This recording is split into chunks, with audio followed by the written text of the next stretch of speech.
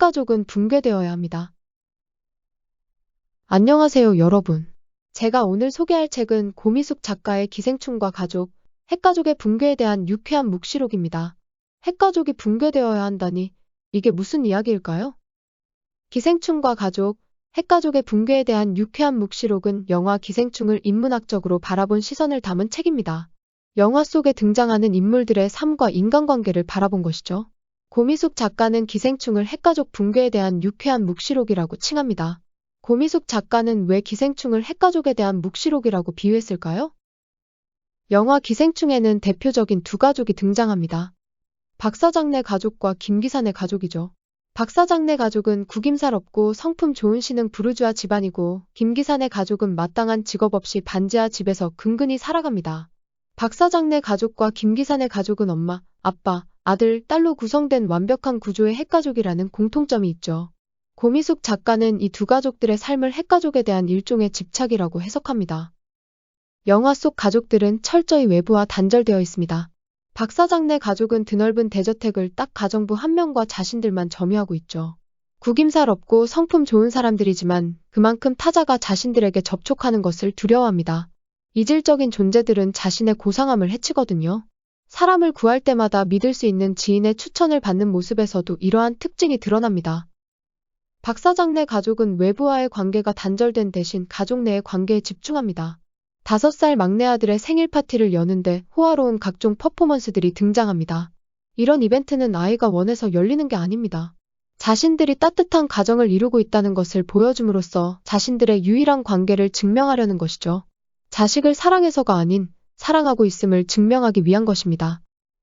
김기산의 가족도 별반 다르지 않습니다. 과외 일자리를 소개시켜준 아들의 친구를 제외하고 이들도 외부인과 관계를 맺는 법이 없습니다. 대신 가족 안에서 관계의 밀도를 높이죠.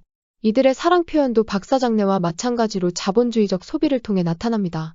돈이 생기는 족족 음식들을 사서 파티를 엽니다. 김기사가 아들에게 하는 유명한 대사가 있죠. 너는 다 계획이 있구나. 그 계획은 모두 돈을 벌기 위한 계획입니다. 그것도 놀고 먹기 위해 한 번에 왕창 벌 계획이요. 박사장네 가족과 김기산의 가족 사이의 지혜가 담긴 대화나 세상 이야기 같은 것은 없습니다. 오로지 돈에 대한 계획과 소비만이 이들의 사랑 표현법이죠. 고미숙 작가는 이러한 두 가족의 모습이 핵가족이 불러온 부작용이라고 보고 있습니다. 기생충 이 묵시록인 이유는 영화 속 이러한 핵가족에 대한 집착이 극에 달해 더 이상의 출구가 보이지 않기 때문입니다. 기생충 속 인물들에게는 가족이 전부입니다. 그래서 같은 계급의 사람들과도 연대의식을 보이지 않아요. 모두가 가족의 경쟁자이니까요. 따라서 서로를 짓밟고 집을 넓히고 돈을 버는 일에만 집중하죠.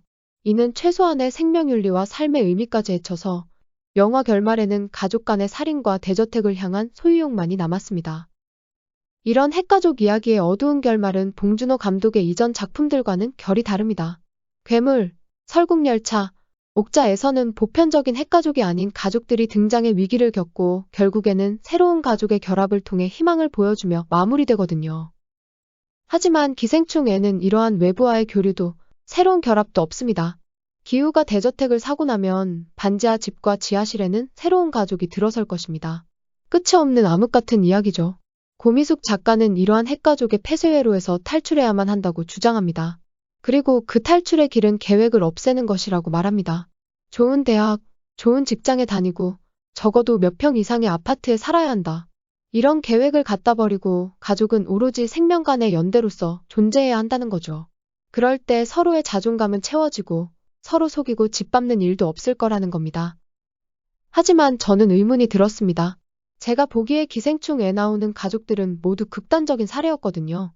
제가 본 주변의 많은 핵가족들은 돈을 벌고 쓰는 것에만 집중하는 것이 아니라 서로 화목하게 사랑을 나누며 지냈습니다.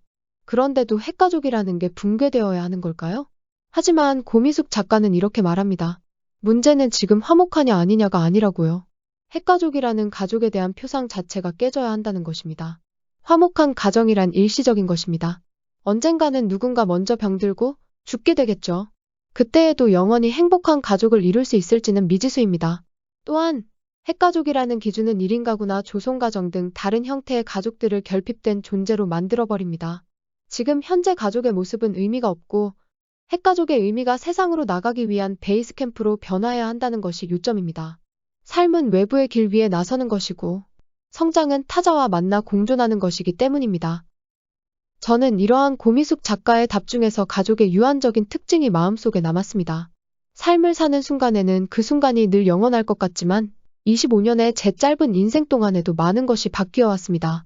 지금 우리 가족의 형태도 제가 태어나기 이전 많은 변화가 있은 후에 만들어진 것이겠죠.